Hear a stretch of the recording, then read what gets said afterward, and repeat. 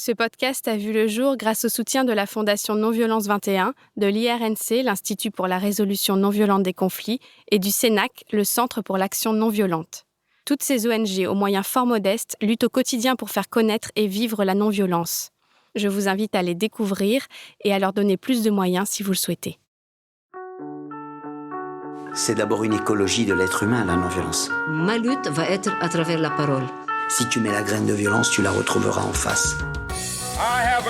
Ne jamais obéir. Urgence climatique, justice sociale. D'abord dénoncer le système. Mobilisation citoyenne. On ne peut pas être dans la violence et l'humanisme à la fois.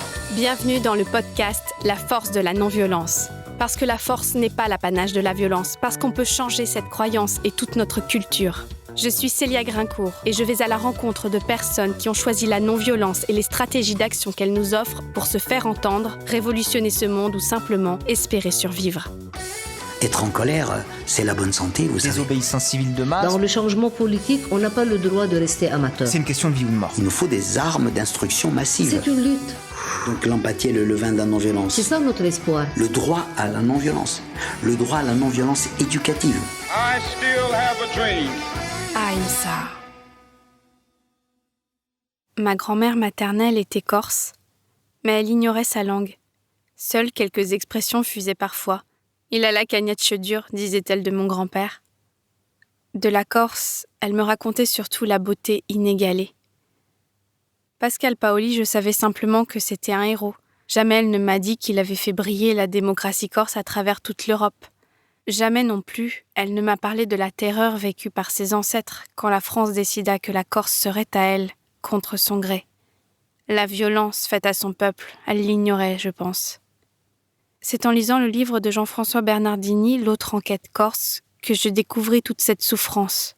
Le chanteur, auteur et compositeur du groupe I Mouvrini, il raconte cette blessure originelle entre la Corse et le continent. Il se bat pour que la vérité soit dite, pour espérer une guérison.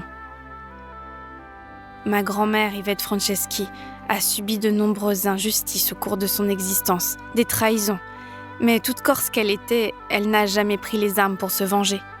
Elle a même réussi à garder intact son cœur d'or qui m'a tant réchauffée. Elle conservait au fond d'elle, il est vrai, le regret de s'être beaucoup écrasée dans sa vie. Entre vendetta et renoncement, elle ne connaissait pas d'autre voie. Elle ne connaissait pas la non-violence. Jean-François Bernardini en est un chantre depuis des années. Cette troisième voie, il l'évoque dans ses chansons, dans ses poèmes. Il en parle dans ses conférences avec la Fondation Oumani. Il jardine, il pollinise, comme il dit. Je suis touchée qu'il ait accepté d'être mon premier invité pour parler, semer, diffuser la non-violence.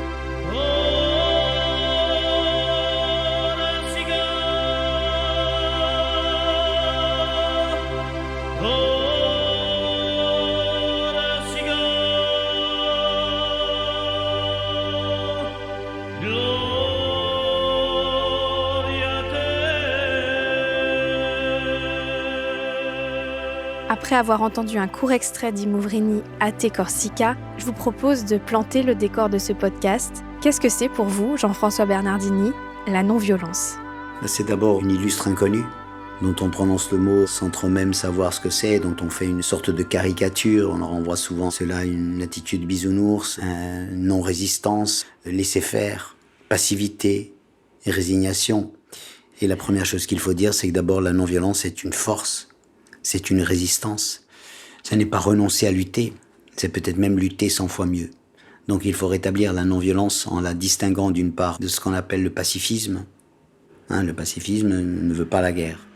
La non-violence s'intéresse à toutes les formes de violence. Avant, on ne s'intéressait qu'au nombre de morts. Aujourd'hui, on pourrait faire l'inventaire des tentatives de suicide, du lycéen qui est harcelé, du professeur qui est en burn-out, des femmes qui sont discriminées, enfin bref. Donc la non-violence, pour moi, c'est un outil de résistance, sans tomber dans le piège de la violence. Dans ce podcast, on revient un petit peu sur le parcours des personnes. Qu'est-ce qui vous a mené à la non-violence ? Est-ce qu'il y a eu un événement fondateur, une prise de conscience, ou c'est une quête au long cours ? Non, je crois que c'est une quête au long cours. J'ai découvert très tôt à l'université, à l'école normale, des auteurs, des textes dont le lycée me parlait pas. De Tolstoï à Lanza del Vasto, à Jean-Marie Muller, à Gandhi, à Martin Luther King, à Gene Sharp. Et tous ces gens me parlaient énormément. J'étais abonné à une revue qui s'appelle Alternative non violente, à laquelle je dois beaucoup. Et si vous avez l'occasion de vous abonner, faites-le. Mais je donne généralement 3 raisons. Il n'y a pas eu de déclic particulier dans ma vie. D'abord, j'ai grandi dans un petit village dans le nord de la Corse. Le village, c'est la matrice universelle de la ruralité, qui est basée sur le don, le contre-don, sur la mutualité, sur la solidarité. C'est-à-dire, en fait, sous le concept d'empathie. Ne fais pas à l'autre ce que tu n'aimerais pas que l'on te fasse. Je ressens ce que tu ressens. Je ressens la souffrance de l'autre. Grâce à nos neurones miroirs, nous avons cette capacité de ressentir ce que l'autre ressent. Donc l'empathie est le levain de la non-violence. Et je l'ai vu pratiquer autour de moi dans ce petit village. Je crois que ça a énormément et inconsciemment nourri mon parcours. La deuxième chose, c'est certainement la Corse qui m'a interpellé. Corse que l'on dit terre violente. Et il y a la violence que la Corse a subie dans son histoire et la contre-violence qu'elle a commise. Et dans ce chemin-là, dans ce étau-là, je crois que j'ai cherché une voie, quoi. Ni la lâcheté, ni la violence. Ni s'écraser, ni frapper. Et donc, cette boussole de la non-violence, à partir de ces repères-là, donc une revue, Alternative non-violente, le village, l'empathie, la Corse. Cette boussole, je l'ai trouvée très utile. Elle m'a aidé à mieux réfléchir aux problématiques que je rencontrais et surtout à la volonté de changement que je sens en moi.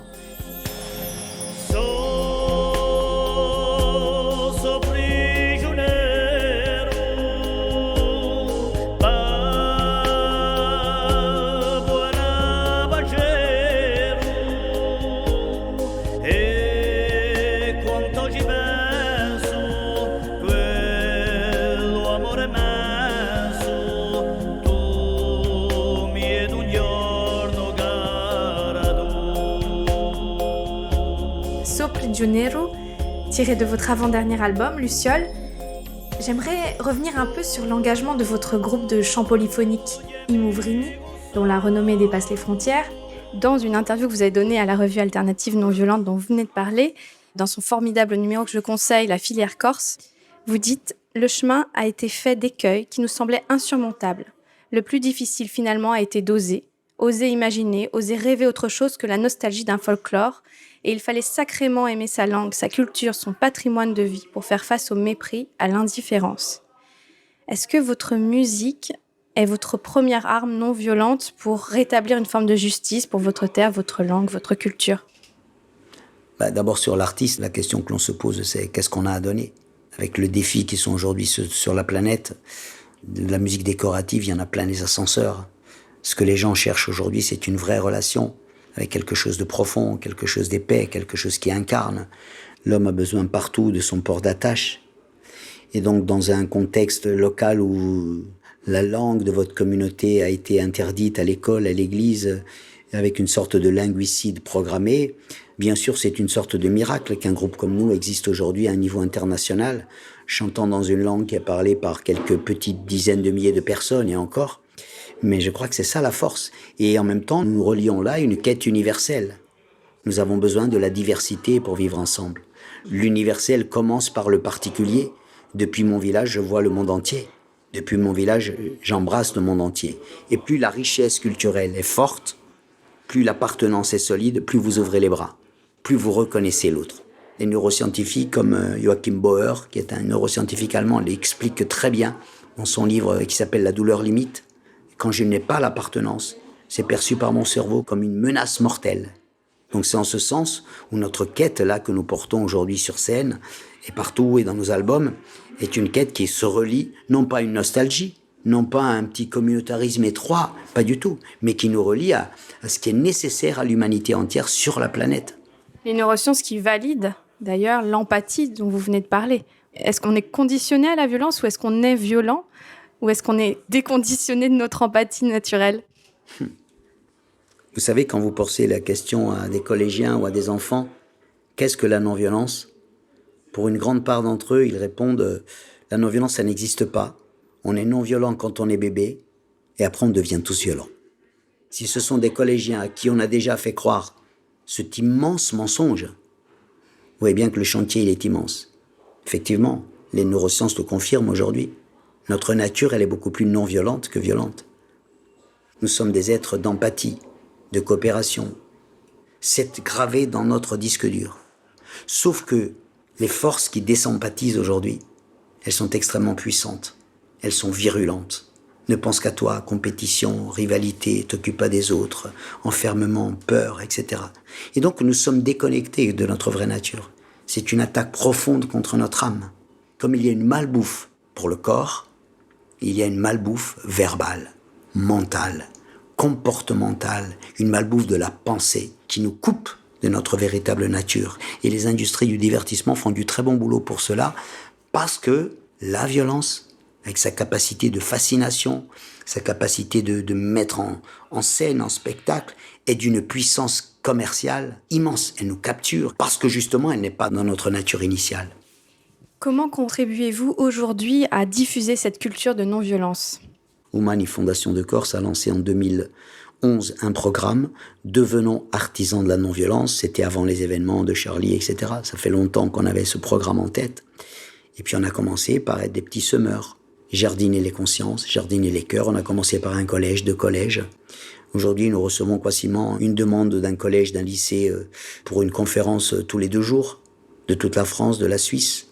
Car nous avons différents protocoles d'intervention, soit des conférences que moi je donne bénévolement, sur en gros le thème « La non-violence, ça s'apprend », dans des collèges, des lycées, des universités, des prisons.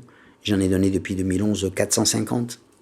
Nous avons contribué à semer la graine de la non-violence à l'IUT de Saint-Denis. Aujourd'hui, l'IUT de Saint-Denis, depuis 4 ans, est le premier IUT en France où des modules de non-violence sont proposés aux étudiants. Il y a 230 étudiants inscrits cette année.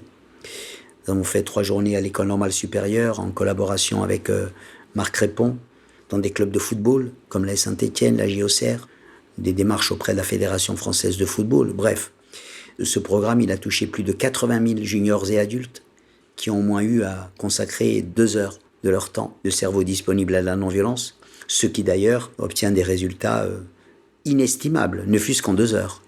Justement, est-ce que vous pouvez nous donner des exemples de virages à 180 degrés, de résultats ? Mais des résultats incroyables qui font que j'ai entendu dans des amphithéâtres de 800, de 400, de 500, collégiens, lycéens, des élèves lever le doigt et dire devant tous les autres je m'excuse pour toute la violence que j'ai pu commettre dans ce lycée, je me bats toutes les semaines et je vous demande de me pardonner. Ou bien, je m'appelle Vlad, dans ce collège on m'appelle Poutine, et j'aimerais que ça arrête, et j'ai demandé à mes parents de déménager, et puis d'un seul coup, toute la foule se lève, larmes aux yeux, on l'applaudit pendant 2 minutes, et 2 mois après j'appelle le CPE, je demande alors, le petit Vlad, donnez-moi des nouvelles, il est devenu délégué de classe, ses résultats scolaires sont devenus incroyables, et depuis, jamais plus personne ne l'a surnommé ainsi. J'ai entendu des dizaines de fois, la non-violence a tout changé dans ma tête. Vous m'avez ouvert le cœur. Vous avez commis un attentat pacifique dans notre lycée. À partir d'aujourd'hui, je serai un autre. Parce que c'est ça le miracle de la non-violence. Elle nous reconnecte avec le disque dur empathique. Le mien, le tien, le nôtre à tous. Pourquoi le harcèlement progresse ? Parce que nous sommes indifférents. Parce que c'est lui qui a harcelé, c'est pas moi. Et donc, donner toute cette noblesse à cette notion de tiers. Ce qui se passe dans la communauté, c'est aussi mon affaire, ton affaire, son affaire. On vient de faire 4 jours, une semaine de la non-violence à Lyon, dans les plus grands lycées de Lyon. Et au début, c'était, on va voir, on sait pas trop. Mais dès que vous déclenchez ce moteur-là, mais c'est extraordinaire. Et ce sont ensuite les jeunes qui s'en emparent, qui transmettent, qui écrivent sur ce thème, qui vont voir des films, qui font des exposés, etc. Est-ce que vous pensez que votre message non violent a plus d'impact à travers vos chansons, votre poésie ou vos conférences ? Non, ce sont 2 aires complémentaires mais différentes. Le concert est un moment privilégié pour faire passer des émotions, pour être au service de la musique, c'est un voyage. Mais dans ce voyage, il y a une colonne vertébrale.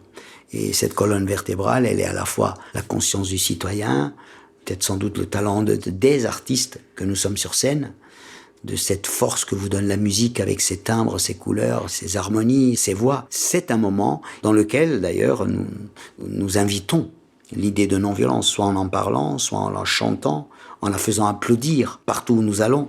Et ce qui est merveilleux, c'est de découvrir combien le public a soif de contenu, parce qu'il sent bien qu'il y a une vérité derrière. Et dans les conférences, avec le temps qui est imparti, on suscite cette soif, ce désir, et je constate tous les jours qu'il y a une famine, mais la petite fontaine, elle existe. Et cette petite fontaine, il faut véritablement œuvrer pour la mettre à la disposition de tous. y compris aux enseignants qui sont profondément dans la demande.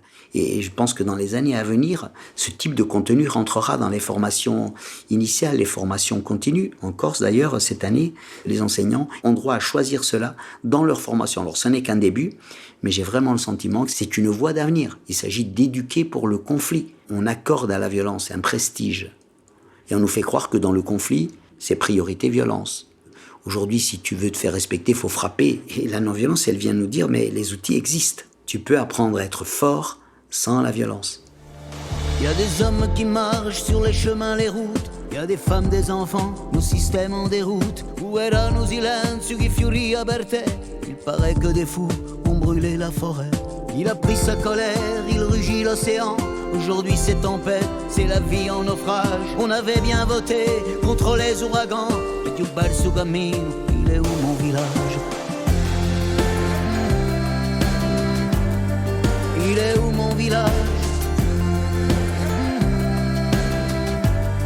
Non c'è più a Magasa. 2043, je n'ai plus de chez moi. 2043,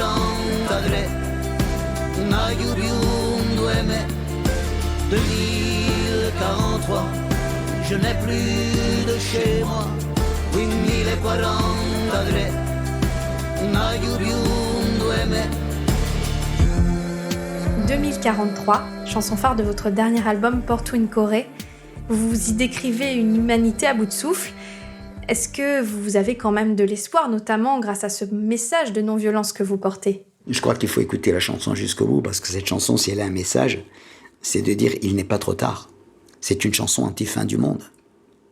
C'est une chanson qui dit, effectivement, le constat, il est déplorable, mais c'est pas moi qui le dis, c'est 30 000 scientifiques du monde, qui ne sont pas des nains de jardin. Et personne n'a envie de vivre sur une planète telle que l'a décrit le GIEC. Hein. D'accord. Donc, ça veut dire ce constat, il est là. Ne pas le regarder, ce serait la pire des choses. En disant non, mais laisse tomber, on verra demain. Non. Il y a une réalité, il y a une gravité, mais dire la gravité sans l'effondrement. Et qu'est-ce qu'on peut faire? Et je commence par un petit pas, et je commence aussi par faire ce que font des centaines et des millions de lycéens à travers le monde. C'est de tambouriner à la fenêtre des grands puissants du monde et dire vous aussi, il faut que vous changiez. L'exemple de Greta Thunberg est signifiant. Vous devez changer de cap. 2043, qu'est-ce que tu vois? Il paraît que des fous ont brûlé la forêt. Je n'étais pas conscient en écrivant cette chanson il y a 8 ou 10 mois que les réalités nous rejoindraient aussi fort avec les incendies gigantesques que l'on voit. Mais par contre, c'est possible dès maintenant. Il nous faut des armes d'instruction massives. Si vous lisez le livre de Erika Chenoweth et Maria Stephan, Why Civil Resistance Works, elle démontre que dans la majorité des conflits dans le monde, quand on utilise la non-violence, on gagne 2 fois plus souvent et de manière plus durable. Parce que ne l'oubliez jamais, la violence est un marché parfaitement organisé, parfaitement lucratif. Elle est utile au système, la violence. Elle est utile, et surtout, dès qu'elle est là, elle prend toute la place. Elle est comme la goutte de grenadine dans le tonneau d'eau. Tout le tonneau est contaminé, on ne parle plus que d'elle. Les raisons mêmes qui ont motivé cette marche ou cette manifestation disparaissent. C'est une aubaine pour les systèmes. La violence est là, il faut réprimer la violence. Donc violence, contre-violence, répression, et la machine est en route. Donc vous voyez bien combien l'intelligence de la non-violence, qu'elle soit dans le domaine de l'écologie, dans le domaine de l'économie, dans le domaine des luttes aujourd'hui, des grands défis, elle est d'une efficacité redoutable, parce qu'elle nous permet d'abord d'éviter ce piège. Et surtout, elle permet de rassembler le peuple. Car face à la violence, l'effet induit, c'est souvent que le peuple se retire. Les gens veulent plus de justice, veulent mener des combats dignes. Donc la fin est dans les moyens comme l'arbre est dans la graine. Si tu mets la graine de violence, tu la retrouveras en face. Ce qui m'intéresse, c'est de dire comment la non-violence se frotte aux défis, au combat d'aujourd'hui, et comment elle peut nous être utile. C'est pas dire je m'enferme dans une bibliothèque avec des livres de Gandhi et un chapelet. Ça intéresse personne.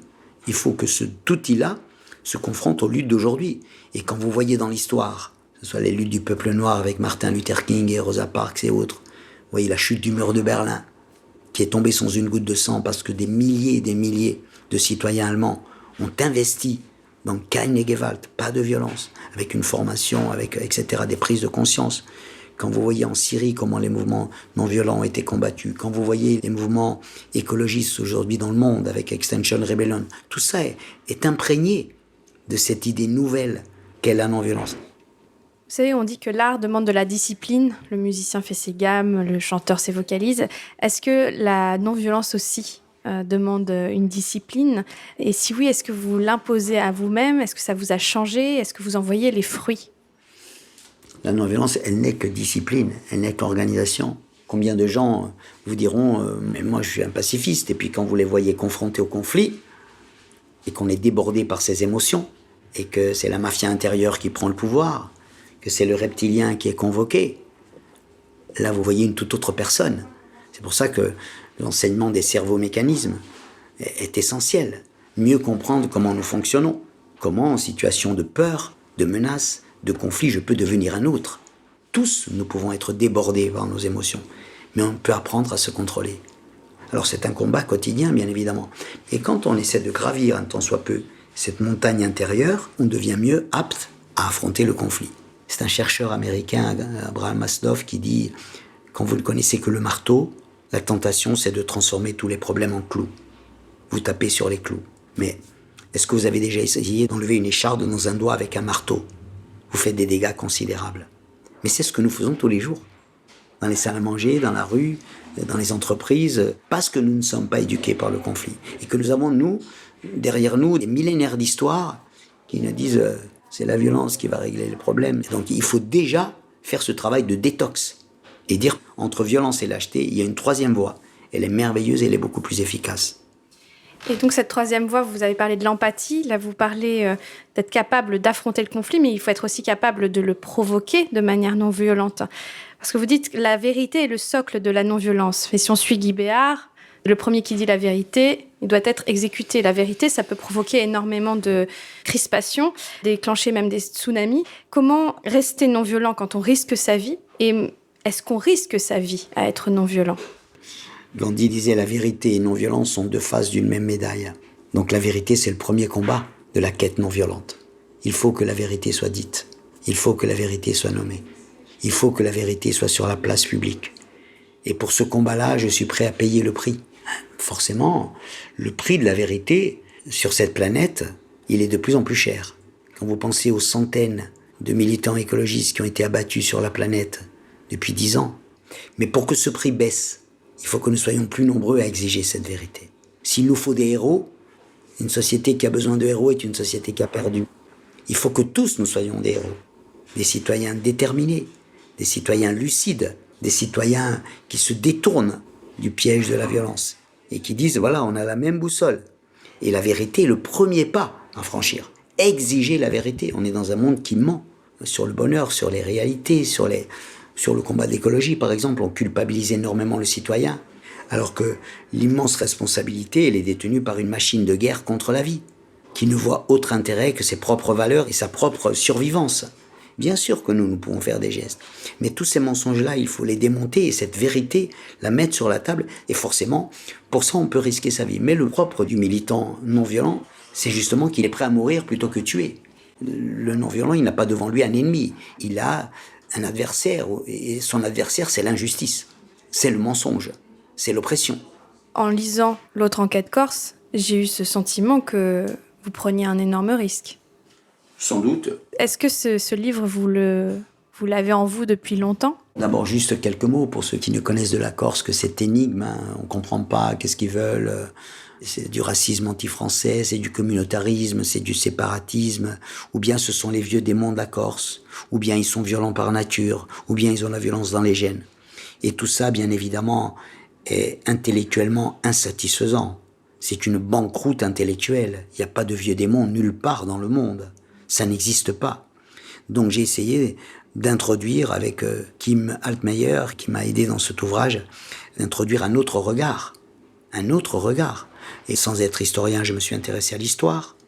Sans être psychanalyste, je me suis intéressé à la psychologie traumatique, à la communication non violente, à la sociologie. Et j'ai essayé de dire, mais d'où vient toute cette souffrance? Plus de 10 000 attentats, des centaines de meurtres, des milliers d'années de prison. Et on a le sentiment que, au moindre déclencheur, justement, cette pièce malheureuse se continue, se perpétue. Pour une stèle, pour un hymne, sur un stade de football, Et donc j'ai essayé de dire, mais pour combattre un mal, il faut le comprendre. Je me suis dit, mais comment on peut ouvrir ces portes qui semblent condamnées depuis 250 ans? La Corse est française depuis 250 ans. Je me suis dit, mais qu'est-ce qui s'est passé, quoi? Entre la Corse qui, en 1755, était un modèle d'une petite démocratie en Europe, rayonnante, celle dont Voltaire disait toute l'Europe est corse. Et qu'est-ce qui s'est passé entre là et aujourd'hui, jusqu'à l'assassinat du préfet Erignac? Et la thèse que j'essaie d'introduire dans ce livre, c'est qu'il y a eu dans le couple Corsica-France un trauma. Un trauma, c'est une blessure qui n'est pas reconnue, qui n'est pas nommée, qui n'est pas identifiée et donc qui n'est pas cicatrisée. Et au moindre déclencheur, ce trauma qui est d'une énergie volcanique, qui se transmet de génération en génération, il est réactivé. Et des deux côtés, chacun ne voit que sa douleur. C'est ma douleur plus que la tienne. Ma souffrance vaut plus que la tienne. Et moi, je veux d'abord éviter de tomber dans ces pièges du communautarisme des mémoires, piège de la repentance. J'ai envie de miser sur l'empathie. L'empathie peut faire des miracles. Et effectivement, pour sortir de cette pièce malheureuse, Peter Levine, qui est un des inventeurs du post-traumatic disorder, il nous dit, mais un trauma que l'on résout est une bénédiction. Et autour de nous, il y a des centaines et des milliers de traumas résolus, parce qu'on a reconnu, on a dit la vérité, on a été assez fort pour monter sur la colline, pour être capable de voir la souffrance de l'autre. Et quand nous sommes capables de ça, alors là, nous éveillons le meilleur en nous. Par exemple, la blessure entre France et Allemagne, voilà un trauma résolu par la vision des hommes d'État, par la capacité à dépasser les blessures. Et dans ce couple Corsica-France, on en reste dans cette espèce de pièce malheureuse où mes morts sont plus importants que les tiens. Vous nous avez conquis il y a 250 ans, vous l'avez jamais reconnu, tu n'as jamais reconnu ce que tu m'as fait. Et de l'autre, oui, mais vous avez tué un préfet. Et on est dans cette espèce de conflit permanent, de ce dialogue qui n'est pas un dialogue de sourds, mais qui est un dialogue de blessés. Et la thèse de ce livre, c'est qu'on peut sortir de cela et qu'il y a un espoir des deux côtés. Et j'ai écrit ce livre parce que j'ai entendu Toni Morrison dire un jour « Si le livre que tu aimerais lire n'existe pas encore, il faut que tu l'écrives ». On ne se fait pas que des amis avec ce genre de livre parce qu'on bouscule beaucoup de paresse intellectuelle. Puis il y a ceux qui sont très attachés au trauma. Parce qu'avec le trauma, on peut aussi gagner des élections. Et avec cette thèse-là, bien sûr, on peut déranger énormément, mais je crois qu'on a tous à gagner à avoir une hauteur de vue. Je voudrais vous lire un extrait de Carnet pour Sarah, où vous évoquez l'homme qui plantait des arbres, ce berger inventé par Jean Giono qui métamorphose une région en créant seul toute une forêt. Donc un message écologiste avant l'heure que vous admirez en ces termes. J'aime cette leçon-là, j'aime cet engagement, j'aime cette radicalité. Non pas la radicalité d'un jour, d'un an, d'un cri ou d'une colère passagère, non, la radicalité de toute une vie, celle de chaque jour, de chaque pas. Le geste juste, celui qui convainc et unit les hommes.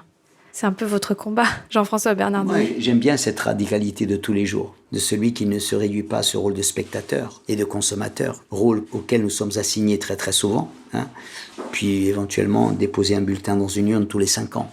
Voilà. Et je pense qu'il faut voter 365 jours par an. Et l'homme qui plantait des arbres est la plus belle illustration de cet homme qui vote tous les jours. Et il vote pour un geste d'une humilité, mais d'une radicalité exemplaire. Je fais pousser une forêt. Moi, je crois beaucoup à la stratégie du bottom-up, tout ce qui pousse d'en bas. On pourrait imaginer une loi, un décret, bien sûr, mais il y a tellement de lois qui ne sont pas appliquées. Nous sommes tous appelés à faire pousser des forêts, dans le cœur des hommes, dans l'âme, dans les consciences. Et donc, c'est une métaphore que j'aime beaucoup, et j'aime cette humilité que vous apprennent d'ailleurs les paysans. C'est la radicalité du pommier qui va faire des pommes, quel que soit le temps. Et il y a la tempête, ce sera moins beau, elles seront moins grosses, mais tous les ans, il repart. Je crois que cette radicalité, elle est un enseignement pour nous tous. Et cette forêt, il n'y a pas que moi qui le fais. Il y a d'autres associations, des générations médiateurs, les IFMAN de France, la communication non violente, la Fondation Non-Violence 21. Tout ça, toutes ces forces-là qui convergent, ce sont tous ces pollinisateurs de non-violence qui aujourd'hui, dans la convergence, et non pas dans la compétition, dans la rivalité, disent mais cette idée, elle est essentielle pour ouvrir un nouveau siècle des Lumières. Et donc ce mot-là qui est souvent colonisé par le radical, c'est celui qui prend les armes, c'est bien connu, parce que les courageux prennent des armes. Eh bien ceux-là, ils prennent d'autres armes, avec une force intérieure qui est contagieuse. Il faut que nous soyons justement tous contaminés de cette force-là et de cette radicalité nouvelle. Donc diriez-vous que la non-violence est radicale, voire révolutionnaire ? Elle l'est. Alors le dire, ça peut la sortir de cette naïveté dans laquelle on l'enferme très souvent. Très souvent, c'est même confortable, car c'est bien de ne pas la soupçonner de ces grands mots. Mais je crois que la non-violence, elle est en soi très subversive. Être en colère, c'est la bonne santé, vous savez. Zola, il était très en colère. Qu'est-ce que tu vas faire de ta colère ? Notre ami Yazid Kerfi dit « La colère était mon carburant, la non-violence est devenue mon moteur ». C'est pour ça qu'on nous dit souvent la non-violence, mais c'est un mouvement contre la violence. Absolument pas. La violence est une énergie comme le vent, comme le soleil. Il ne s'agit pas de la condamner ou de la combattre, c'est absolument inefficace. Il s'agit de la recycler, il s'agit de la transformer et de dire mais cette énergie-là, si nous savions ce que nous pouvons en faire, et c'est là où nous ouvrons d'autres voies. Et alors comment nous organiser tous ensemble ? Ça c'est éduquer. Regardez aujourd'hui, quand le pape dit il y a un an que la non-violence devrait entrer dans le mode de gouvernance du monde, ce sont des appels qui devraient inciter les chrétiens à dire mais il faut se former. Alors chacun après écoute les sources qu'il a envie d'entendre, mais cette source-là, elle n'est pas anodine. Elle n'est pas anodine. Nous sommes appelés à être de plus en plus compétents en non-violence. Donc nous devrions alphabétiser ou réalphabétiser tout un chacun à ces notions-là. Et ça commence à l'école. Ça commence par mettre cet outil sur la place publique. Le droit à la non-violence. Le droit à la non-violence éducative.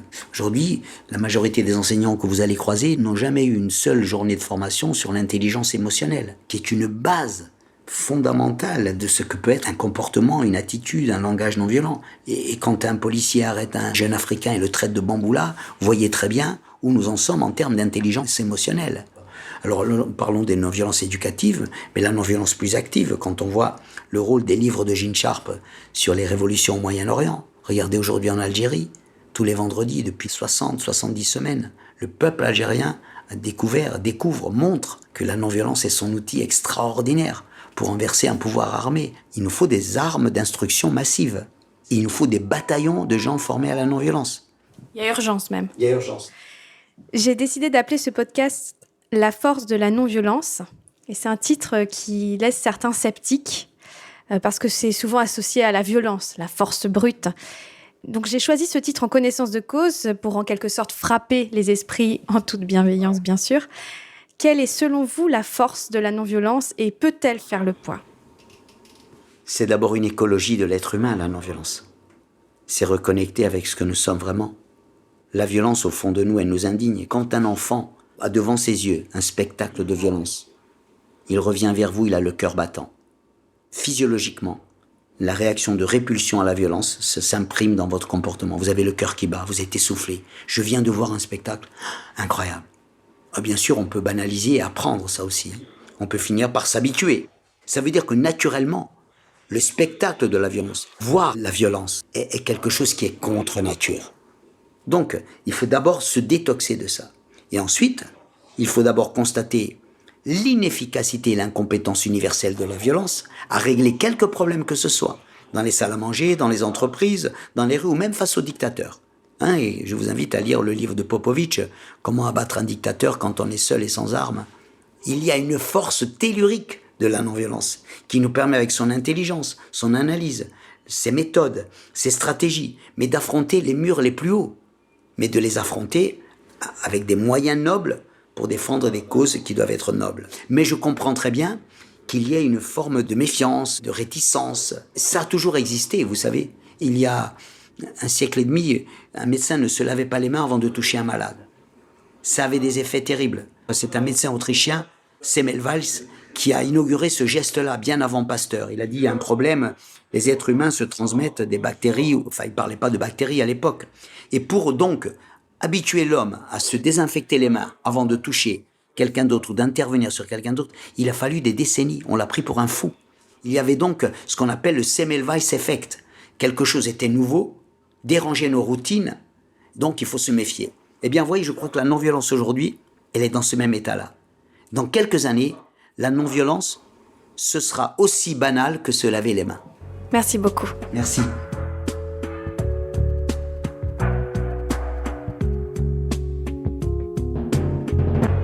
Les âmes naissent libres, dignes de vie et de respect. Elles nous rêvent debout et ne meurent jamais. Chaque âme est naturellement reliée aux autres par un réseau de valeurs, de confiance et de bonheur. Patrimoine de la terre intérieure, jardin fertile et ressources inépuisables d'humanité. Elle mérite protection et bienveillance au titre des espèces invisibles. Elle constitue notre lien indéfectible de fraternité avec les générations d'hier et celles de demain. Douées de forces invisibles, elles ne sont soumises à aucune limitation de courage et de beauté. Toute âme a le droit imprescriptible de se sentir chez elle dans chaque tradition spirituelle. C'est à l'épreuve de l'histoire que les âmes forgent leur singularité et leur noblesse. Elles ont une aspiration naturelle à l'unité dans la paix du vivant. Chaque âme brisée a le droit imprescriptible à se relever, à être nourrie et guérie. Si les âmes sont libres et nomades par nature, elles ont aussi la force d'habiter ton cœur, ton pays, ton village, ta banlieue, une frontière, une prison, la souffrance, un exil et notre planète. Toute âme porte en elle les ressources et l'obstination à vivre debout, même dans une société injuste, face à laquelle elle est irrésistiblement le premier refuge et le dernier espoir pour la changer. Les droits de l'âme valent pour toutes, y compris celles qui n'ont jamais servi ou se sont égarées. Chaque être humain peut délibérément choisir de vendre son âme. N'est pas à n'importe qui. Si vous avez apprécié ce moment passé ensemble, partagez-le, commentez-le, mettez beaucoup d'étoiles. Vous contribuerez ainsi à diffuser la culture de non-violence. Pour aller plus loin, rendez-vous sur force-nonviolence.fr ou sur les sites de mes partenaires Non-Violence 21, l'IRNC et le CENAC. Vous pouvez vous abonner à la revue Alternative Non-Violente, chercher l'association, le domaine, le mouvement qui vous parle, vous former et mettre en pratique la non-violence dans votre quotidien et dans vos combats pour plus de justice dans ce monde. C'est tout ce à quoi j'aspire en créant cette émission. Je réponds avec joie sur les réseaux sociaux et la chaîne YouTube La Force de la Non-Violence. À très bientôt. Ahimsa.